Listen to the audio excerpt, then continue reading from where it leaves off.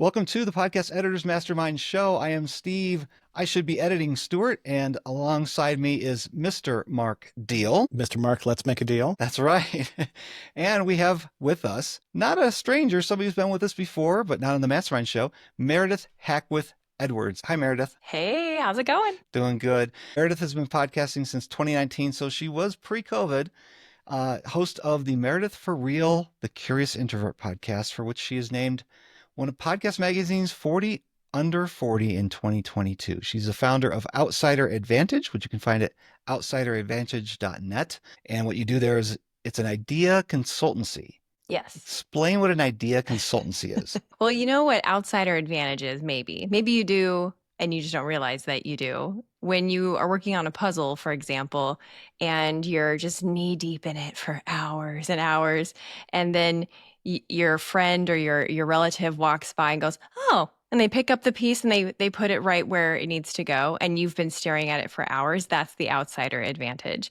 And so the idea part of that comes into play when a company or an organization gets stuck, or they're plateaued, or they just need an outsider to come in on a marketing campaign, or maybe a launch plan, something that they have been right up close on for too long, and they just need that person to go, "Oh, here you go." And so podcast production is kind of the primary offer for that, launch and production. But the idea piece never goes away. So it's more of an idea partnership when I launch and produce those podcasts, as opposed to just a like a releasing engine, you know. A publishing engine. Yes. Yeah. So you're familiar with working, or you're used to working with businesses. And here we're going to be talking to our audience who are service providers. They work in their own business, usually as an independent. So I think this is going to be really good, because one thing I know I lack in, I know Mark lacks in, is social media. And when I see you on social media, I feel like she's doing all the right things. You recently did a session at PodFest in Orlando. Mark and I didn't get to see it. We were doing the Podcast Academy booth. I really wanted to go see it. I've seen your slides though. And for one thing, if you guys haven't seen Meredith, either her social or a presentation, she's like top notch. This is all thank really, you. yeah, professional stuff, but fun. There's always fun in your talks. How do people integrate some fun like you do into social media, and what's the benefit there? Oh, I think that's key, is what is the benefit there? Because when I am talking to clients, that they either are all in on the benefit or all in on the process, but not maybe keyed in on the benefit, or they're completely not sold on why they even need to have email. You know, like they're one way or the other. So the benefit is that you're creating that top of mind awareness for the person that you're trying to reach through the podcast. And you want to do that purposefully, and not just chasing trends, and not just doing the same thing over and over. Those are another two things that are on the opposite ends of the spectrum, right? Like doing something the same way. Sometimes I hear it called just having a presence, which to me means like you're doing it just to do it. That doesn't sound very productive. And on the other side, there's like the trend chasing, TikTok dancing, you know, like this is not going to be relevant in 2 weeks anyway, kind of thing. So I think finding that happy middle ground where it's authentic, fun, and purposeful is really the key for social media that matters. Yeah, because social media, in most cases, it's for fun. People use social media as a avenue to connect with friends or family or people that they want to know, but it's not like a serious business transaction. It's supposed to be like entertainment. And it's not a serious business viewing experience either. I mean, like nobody logs on to Instagram and goes, "Gosh, I really need 3 points for, you know, my marketing plan." No, they learning by happy accident is the name of the game when it comes to social media. And trending, that although trending like more sustainably, seems to be unhinged social media. That trended all 2024. You saw these brands, including serious brands like municipalities. City of Pensacola, where I live, was one of them, where it's like they post post something and you look at it and go, oh my God, are they allowed to say that? And it's very shareable, it's very fun, but it makes it very human because you're like, oh wow, that's a real person saying something real that I relate to, and it made me laugh. And so that's kind of, I think, the secret sauce when it comes to social media. So we don't want to be on social media just to be on social media. And for our listeners or our viewers, we're providing a service to our clients, trying to either help them with their social media, manage their social media, give them tips, whatever that is. So your session at Podfest, let me just start with that, was called Turning Lurkers into Listeners. So I'm guessing the whole goal of social media is to bring people to your platform. And the platform is the podcast, through whether it's video or audio, but the podcast is the goal. Is that correct? Right. Yeah. So how do Exactly. you use social media to get listeners other than just letting them know it's there? I think you want people to lean in. So it's creating the lean in when it comes to whatever content that you are creating. Your content's always going to be, or your client's content is always going to be more interesting to you. And so there's a little bit of bias there. So it's always good if you're advising a client to have them get an outside view of like, would you stay for this whole video? Because they're always going to be like, yeah, that was great. Look, the CEO said something really clever.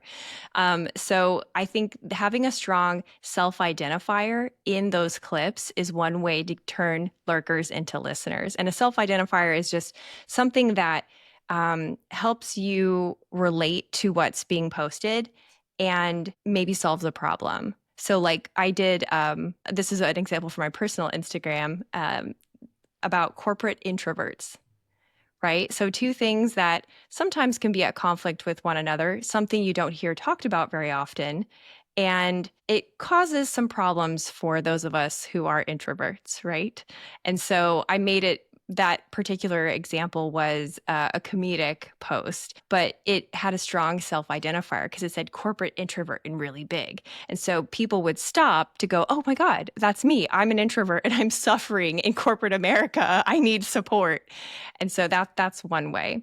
Another way is to have cliffhangers, to ask good questions, but don't answer them fully in the clip or in the post, whatever platform you're using. And that could be the host of the show. So let's say your client has an interview podcast and you are making a social clip for them, then you could clip together all of the bits where the host asks a really great question and then cut to the logo of the podcast, like, subscribe, listen. It's like do a real quick rapid fire of a couple questions, making it, because we know that social posts should be short. Exactly. Pulling that from the recording, making a video or a audiogram. Okay.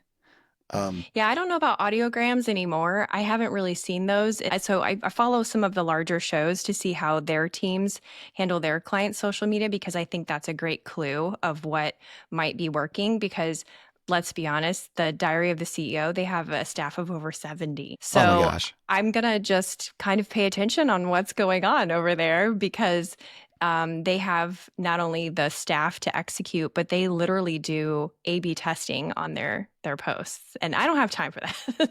So, and I don't have time for that for my clients. And I think clients are doing what they do, and they have a podcast to support that, and that's important to keep in mind because they're not there to be social media stars. They're there to drive business or whatever it is that the goal of their podcast is. So if you can create content that supports that, then they'll always be behind it and be willing to play ball with you. Mark, do you have any questions? No. Not really a question, Okay. more of a comment, Steve. As you pointed out at the top of the show, I'm not big on social media. A lot of times I log in and it starts off with, gosh, I'm bored. And then it turns into like, oh, this is not making me feel good. Let me put this away. And maybe that's the algorithms following me and like, oh, trying to get reactions out of people or whatever. So I don't jump on social media that often. That being said, I do like my clients to get the most out of the shows that I work on. And so that is what I'm interested in. When I heard that the Meredith specializes in turning, listener or lurkers into listeners and how to use social media to promote our clients' podcast. So I would very much like my clients' podcast to be promoted.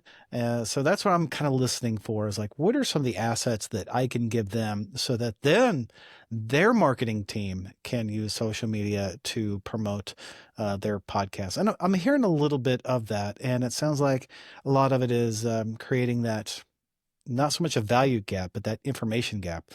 Meredith, I like that example you did. Like if the host, does like a rapid fire of a question, what's your favorite TV show? What's your favorite color? What's your, the first car you've driven, without, and then, maybe pan over to the guest phase, maybe somebody we recognize and they're about to answer, then it cuts over to the, like and subscribe screen.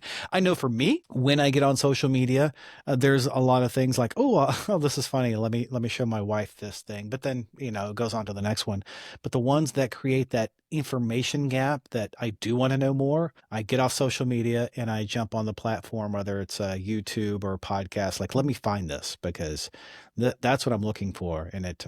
And I'm also thankful that they got me off social media, because again, that's not where I hang out.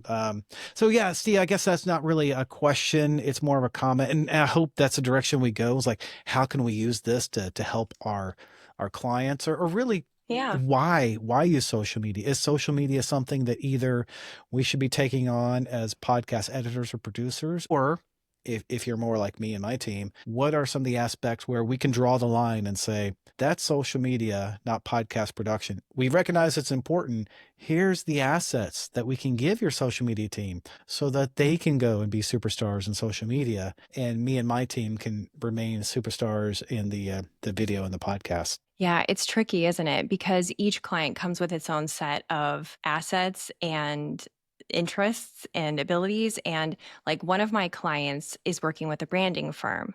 So the branding firm, so it's like, 2 layers deep. So the branding firm does all of the social media marketing, but the branding firm is not necessarily specialized in that form of marketing. They're more traditional. And so it's tricky. But the closer that your client can be to the actual person being engaging on social, the more successful it's going to be. But not everybody's like interested in it. Now, the flip side and the unfortunate part for producers and editors is the more the podcast is promoted, the more successful it is, right? The more successful it is, the more likely they're going to stay our client. So I received some advice from a TV producer early on, and he said, always put podcast promotion into your packages when you're selling your packages. And I didn't take that advice at first, and I regret it, because even though the client at the beginning said, oh, downloads don't really matter, it's all about, whatever XY intrinsic motivation, they were very quickly asking about downloads. So I don't think they'll ever not matter. That being said, I think like it depends on the client. So if you can price your offer in a way that helps to support the client and the team that the client has to do the production, then that way you'll always have ideas flowing. I think what's tricky is when we price our offers that they don't include any promotion or any social media support or nothing, then we feel like we have to hold back when we do have a good idea because it's outside the scope of our contract. So if you can price your offer just a little with that buffer, then you'll always be viewed as a very generous giver of things, and B, you're more likely that show is going to have some success because they will hopefully follow through on your ideas. But there's all kinds of ways to stay fresh and motivated in social media because it is such a broad neighborhood that I think everyone has a place to play, whether it's on LinkedIn in a serious blog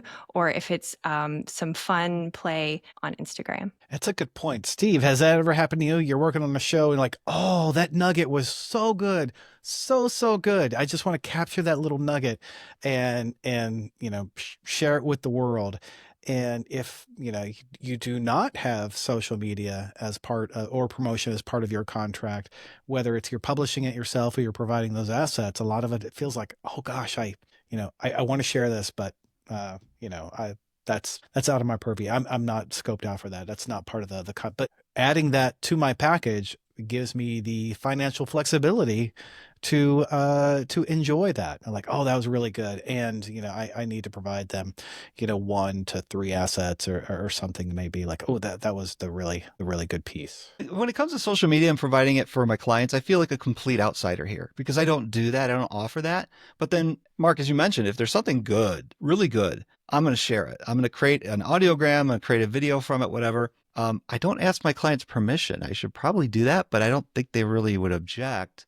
But then what I might be producing may not fit their, ideal guidelines, things like that. But I don't have time either. So Meredith, Right. what you're saying is build it into your Well, price structure just a little bit more. That might make sense. yeah. And maybe it was something But because do we guarantee that in the contract? Do we say in the contract, marketing social media, if we're not going to be offering those as a key service? that's Well, it depends. It depends on what you want to offer. Like on some of them, on one client, for example, I don't have that offered into the package, but I give my ideas and I give my feedback. And I have priced my offer in a way that has margin.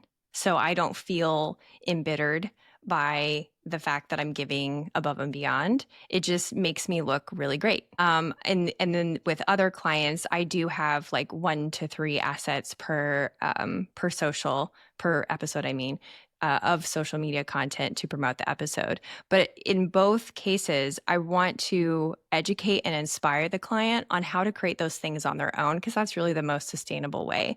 Because the more you feel forced to participate in social media, the less inspired you feel. And that is just not a fun place to be. And I lose my advantage as an outsider because it's that fresh outside. Like I used to play soccer and we would always say, okay, who's fresh legs? Who's fresh legs? And so we would sub in. And you always want to be those fresh legs for your client. And you can't do that if you're burned out on having to create assets, because that's where you fall into the doing social media just to say that we did it and to check that box. Do we need to be concerned with the type of social media platforms our clients want to be on? Or should we interject saying, I think you would do better writing articles on LinkedIn rather than being on Instagram? I mean, for the way that I do my client relationships, I definitely tell them, hey, I think this. But that's kind of me. And that's kind of how I structure those relationships is you're hiring me as the outsider and I have permission to say what I think. And as the expert, you'll be able to tell them with authority. Yes, Get the exactly. credibility. Yeah. Okay. Like I'll tell them, hey, for example, I have this prospective client who is in corporate performance. And so when we were doing our discovery chat about what it would mean to work with me, I was telling her that, I think how a podcast could be powerful for your social media presence, which they have communicated they like LinkedIn, which makes sense because their customers are like Google and Siemens and stuff. Yeah.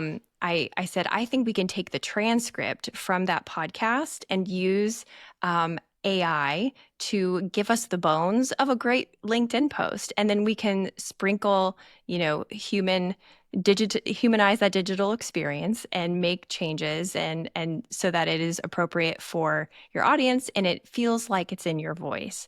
And she was so excited about that. So yeah, there's a lot of flexibility there. And I think when we meet a person, especially if like they are the brand, we do have like a general sense of which social media outlet fits them the best. And do you create different types of social media assets for different platforms? I can imagine a YouTube short would be different than what you could put on Instagram. They could be the same, but wouldn't Instagram be more of a personal platform where YouTube can be more of a sensational platform? I love the way that you worded that Good, because you're not wrong. Yeah, especially because podcasts are so much more now on like a podcast app and on YouTube. The way that you even title these things can be different because YouTube is an audience that typically has a shorter attention span and is prone to sensationalism, whereas a audio first audience, they are more there for the deep dive. They've hit play, they're driving. They're not even going to fast forward through your ads because they're driving. They've got their, maybe their kids are with them, they're being safe, they're already in the zone. You are ingrained into the routine. So they can be very different. There are opportunities for cross marketing. It just kind of depends on what's important. So a good question to ask your client is, which social media platform do you feel like resonates most with the people you're trying to reach, as opposed to the people that they are? So where do your people hang out? I would ask. And they go, oh, well, our people are on LinkedIn. Okay, great. Well, let's look at people who are doing great stuff on LinkedIn. Whose posts do you admire and why? And have them tell you, oh, I like this thought leader's posts on LinkedIn because XYZ. Great. Well, how can we make that into your own? So through that funnel of questions, you can create something that's authentic to the company or to the client that reaches the right people. Okay. Does this all really matter? I mean, I think the answer is Thank you, probably Mark. yes. I think the answer is probably yes. But imagine if you're a podcast editor, producer, manager, showrunner, and you're not focused on social media promotion at all. You're not doing any of it. So there is a certain number of downloads that you're going to get for your clients based off what they're doing, and you're creating a great show, right? Obviously, you're working on and producing the best show possible. So that's one number of, say, downloads. But then those that want to venture into using social media to grow their listenership, what's a good, I guess, what's a good ballpark a number? Are we talking like 50% more? Are we talking about like 3x or 300% more listeners? What's a good return on that social media promotion? So you're asking, how do you know if it's worth it? Exactly. Because my next question is, what is the amount of additional effort? Because if I can get and I found with some clients that I've done promos before, well, I don't want to give away some of my use case numbers, but I found it's value. But I'm curious to hear what you think. Yeah.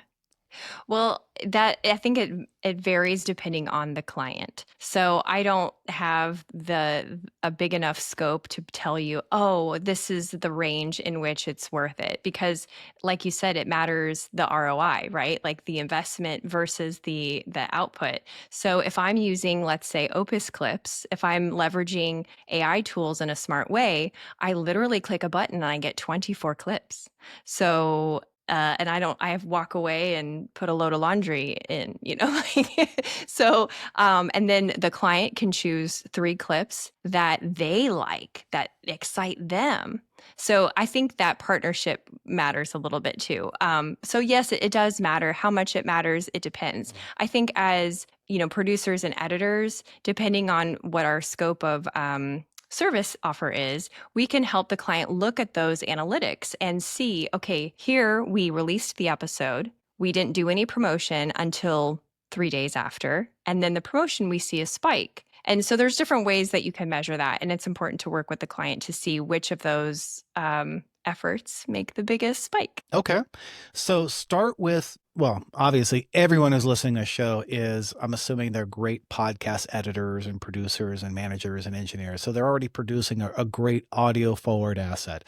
But then, as you said, use tools to create, snippets and find which ones your clients like. So then they start with a little, I guess, dopamine or serotonin rush, like, oh, I feel good. I'm getting more, from my editors, in the case of these social media assets. But then to actually test them, like, all right, so for this next episode, let's wait 3 days. The people that subscribe, the people that listen to, within a few days of you dropping it, they're going to do that anyway. But then turn on the social media promotion with the stuff I provided and see if you get like a 50x or a 50% or a 300% or maybe even tenfold. I guess it really all depends. The metrics as far as their downloads, or maybe if it's social media followers, whatever metric that they're looking at. Okay. Yeah. And exactly. then for us, and we're going to talk more about this, I'm sure, in a private academy video on how to do some of the stuff, because not only do we want to maximize the efforts, maximize the impact, which we talked about a little bit, how to get the download numbers and see if it actually matters, but I also want to minimize the amount of time that it takes to produce those extra assets. And I think we'll probably get more into that in a bit. Steve? Yeah, absolutely. I just want to ask one last question. I obviously don't do a good job of doing social media. You talked about Opus Clip. This is exactly one of the 2 services I offer when it comes to doing any kind of social media production for a client is getting those video clips. Either I have AI generate them and I provide them with several they can choose from, or I manually do 3 that they pick and tell me. So I'm not spending an hour trying to figure out what clips to generate from an hour long, or actually it'd probably take 2 hours to do that. I mean, it just feels like, to me, the ROI isn't there. And I know that we're talking about downloads, but is social media really the platform that's going to drive people to our podcast? Or is it something that's going to drive people to the host, or at least the spirit of the show, what the show is about? I think the truth is, for people who are very like hardline, give me the facts, sir, only the facts, we don't know. When I speak to listeners from my own show, always, if I can get some of them one-on-one, one of the first things I always ask is like, how do you remember to listen to the show? Like, what's your process to go, oh, new episode? Is it automatically downloaded? Is it that you get my email? Is it Instagram, Facebook, LinkedIn, X? What is it? And a lot of times they'll say, oh, well, I get your email. I don't open it. I love how really honest I see the headline, new episode. I see the subject line, and then and then I forget about it for 2 days. And then I see the clip that you post on Instagram and I go, oh yeah, I need to go listen to that. And so it is the cumulative effect of presence that keeps people listening. So it is definitely about attracting new people 100%, but we have to have realistic expectations that there are some people that I, again, using my own show as an example, I'll run into in my town and they go, oh my God, I love your podcast. And when I unpack that a little bit with them, they mean they love my Instagram posts. They've never actually listened to the podcast at all, but they appreciate it. So that means I'm adding some sort of value to them. Now, why does that matter for me as a business person, right? That is kind of one of the big questions. I don't know how many of the editors also have their own show, but this just happened to me. Is I was tagged in a post on Facebook where the poster said, does anyone here know a podcast producer with a proven track record? And someone who is Facebook friends with me tagged me in the post. She didn't know that I produced other shows. She only knew I produced my show, and she saw how I produced it. And that ended up being a really fantastic conversation with a client that I hope to close this week. A big client, Excellent. The one whose clients are Google and Siemens. So I think there is not only a practical reason for you to participate in social media, but having a podcast myself and going through the pain of figuring out social media makes me better at advising my clients on how they should do social media. You made me think of another question, which is completely unrelated. Good. But we all know that social media is fleeting, that you post something and it's only got a lifespan of a day or two. If we've got older content that, let's say we haven't been doing any real social media promotion and we want to do something now, and this is a great service to be adding to a client who hasn't done that and they come on board with you, but they've got all the Riverside recordings or whatever, then, I mean, do we go back to these 6-month-old video recordings and try to bring something out of it that's actually relevant for the day? I say yes, absolutely. And I say that because I'm seeing the bigger profile shows do that. Again, really? Using Diary of a CEO as an example, I really kind of lean on what he's doing because I know he does the A/B testing all the time, and he will repost old clips all the time, and it'll say the episode number in the description, so you know how to find that particular episode. But they'll pop up, and they're not necessarily in order. There's other shows that do this as well, but his is top of mind right now. See, I get a little annoyed. I know I shouldn't be, but I get a little annoyed when I see a post from somebody and I think it's really interesting, and then I find their show, but I've got to scroll and scroll and scroll, and I'm like, what episode is this? What, and we don't put episode numbers and titles. We put them in the description, maybe at the very beginning. That'll help. But if I'm not connecting the two between a social media post, oh, that looks really good, I want to go hear more about, UFOs, which we know half of your shows are about UFO sightings. And not half, but yes. So Steve, what I'm hearing is you would rather not be aware of that possible episode that you might love. You'd rather not I want to be able to find it than have to dig for it. Because the idea of social media, if I'm understanding correctly, and I've always thought this too, was to drive people to the show, Sure. to consume the Which show. it sounds like it drove you to fans. the show. Yeah, but if I don't find the one I'm looking for, it's frustrating and it's a bad taste in my mouth for that show. For that show. Okay, so maybe make it a little easier. So for me, what I'm hearing is, this is a great tool not only to promote the show, but also to prevent or limit client fatigue or podcaster pod fading, because you can say, hey, you know what? You've been doing a lot. Why don't you take a month or 2 off? Take 3 months off. In fact, what I'm going to do is I'm going to go through your backlog, which I haven't done, before, and come up with some social media assets. So then you can then promote it across your social media. Meanwhile, podcaster client, you can take a break.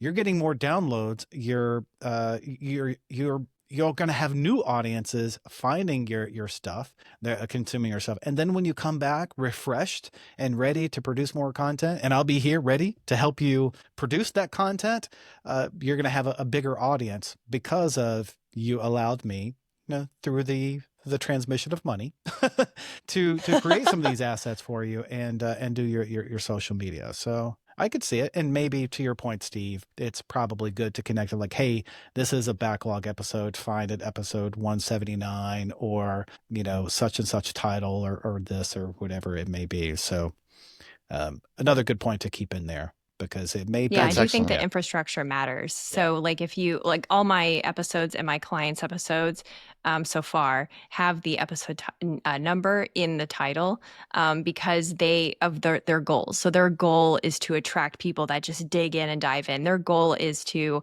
create email newsletters that can reference these old episodes and have people easily find them when they click, just the Apple podcast link. So yeah, that is a good point. That's a great answer, Mark. I'm convicted. Meredith, convicted. You got me convicted. I wasn't. I was just trying to workshop it, as what we do here on the Podcast Editor Mastermind show. Right, is trying to figure out what some of these ideas that we can use for our podcasting clients and make them successful, to give them the unfair advantage, because I want my clients to have the unfair advantage over everybody else.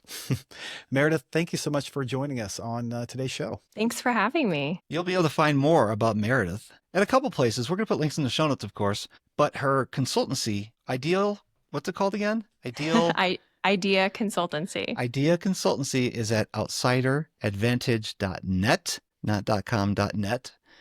And we've only touched on the talent and the expertise that Meredith has.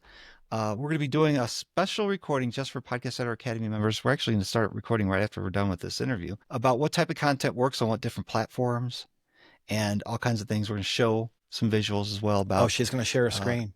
Show us actually what how works you on do what this. platforms. I'm looking forward to that. So Meredith, thanks for coming on. Absolutely.